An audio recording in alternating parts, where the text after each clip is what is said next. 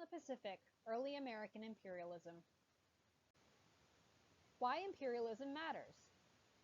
In America, it stems from an old belief called the Monroe Doctrine.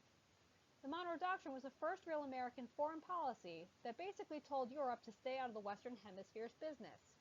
The Western Hemisphere includes North and South America. In the 1800s and the 1900s, the United States had not yet set up colonies like the rest of the world had. England had places like Africa and India, as did France with Africa and Vietnam. So they felt they were late to the game. It also set the standard for our current foreign policy. Think about how the United States gets involved in a lot of issues overseas. That comes from imperialism. So during the early 1900s, the United States adopts something called expansionism, or as we will call it, imperialism. Imperialism is a policy of extending a country's power and influence through diplomacy or military force. Now, how do I remember what imperialism is? I think about Star Wars. So the Emperor in Star Wars used the stormtroopers and Darth Vader, which is his military force, to keep the planets of the universe in line. Imperialism opened trading markets for the United States. The United States started trading with Japan in 1853, but it did not start willingly. The United States had to send the military there to force Japan to trade with us. Now, while this does not sound like a good thing for Japan, they did begin to modernize because of this. Their factory equipment will be more like the United States than it had been previously. The United States benefited from imperialism with the purchase of Alaska.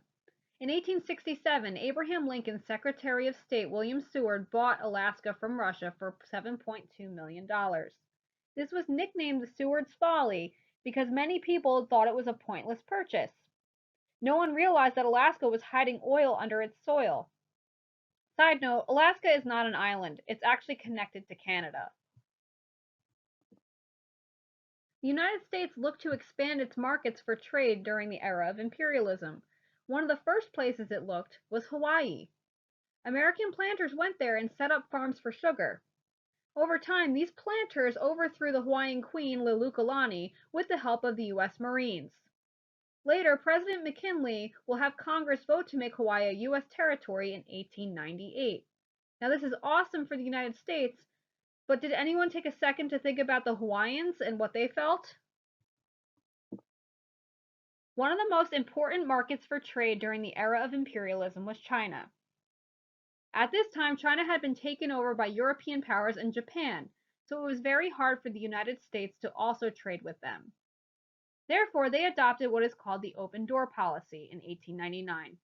The Open Door Policy declared that the United States should be able to trade with China and that no other world power could get involved. This is great for the Americans, however, the foreign influence caused the Boxer Rebellion in 1900.